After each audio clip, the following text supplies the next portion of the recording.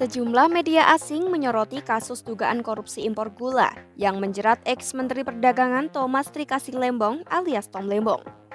Tom Lembong ditetapkan sebagai tersangka oleh Kejagung pada Selasa 29 Oktober 2024 dan kini ditahan di Rutan Salemba Cabang Kejaksaan Negeri Jakarta Selatan. Ia ditetapkan menjadi tersangka karena mengizinkan PT AP mengimpor gula kristal mentah sebesar 105.000 ton pada 2015, padahal saat itu Indonesia surplus gula. Tom diduga mengambil keputusan sepihak terkait izin impor gula tanpa berkoordinasi dengan instansi terkait dan tidak dapat rekomendasi dari Kementerian Perindustrian.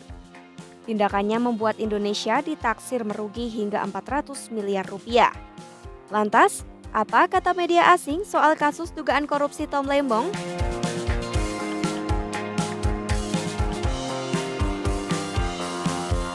Media yang berpusat di Kanada, Reuters, memberitakan kasus penahanan Tom Lembong dalam artikelnya yang berjudul Indonesia Arrests Former Trade Minister in Sugar Import Grave Case. Reuters menyoroti penjelasan Kejagung yang menuturkan lembaga itu belum tahu apakah Tom menerima imbalan atas izin impor tersebut atau tidak. Kejagung juga menegaskan penahanan ini tidak berunsur politik. Selain itu, Reuters juga menuliskan produksi gula di Indonesia pada 2015 sebesar 2,49 juta metrik ton, sedangkan konsumsinya sebesar 2,12 juta.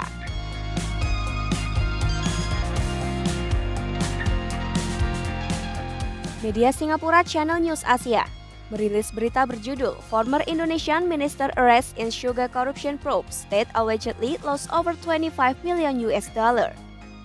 Media ini membahas proses penahanan Tom dilakukan usai Kejagung melakukan penyelidikan pada Oktober 2023 yang melibatkan 90 saksi.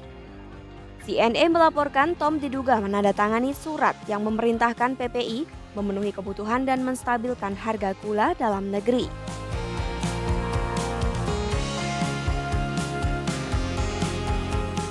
Media India NewsX menyoroti kasus dan latar belakang dalam artikelnya Former Indonesian Trade Minister Arrest for Corruption Over Sugar Import Permit.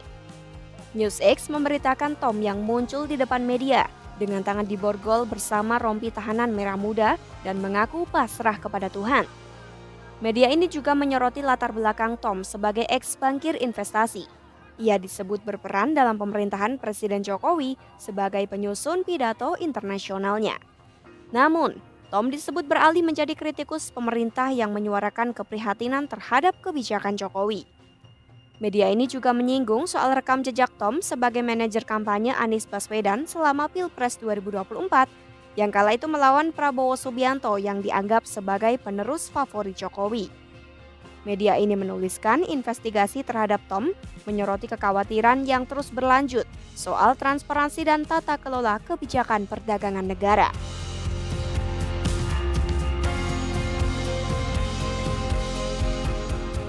The Edge Malaysia melaporkan kasus Tom Lembong dengan judul Indonesia Names Ex-Minister as Suspect in Sugar Corruption Case. Media Malaysia ini menyebut kasus Tom adalah kasus besar pertama yang diumumkan di bawah Presiden baru Prabowo Subianto, ditambah Tom adalah kapten tim kampanye lawan Prabowo saat Pilpres lalu.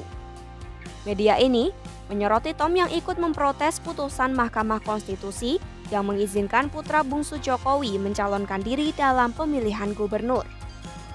Tom juga mengkritik kebijakan Jokowi soal hilirisasi mineral dan pembangunan ibu kota baru. The Edge Malaysia mengutip pandangan pakar yang menyebut kasus Tom menunjukkan tindakan memburu kasus korupsi secara selektif demi kepentingan politik. Tindakan itu disebut dapat memberi efek mengerikan bagi para pengkritik Jokowi dan Prabowo yang sudah menikmati mayoritas di parlemen.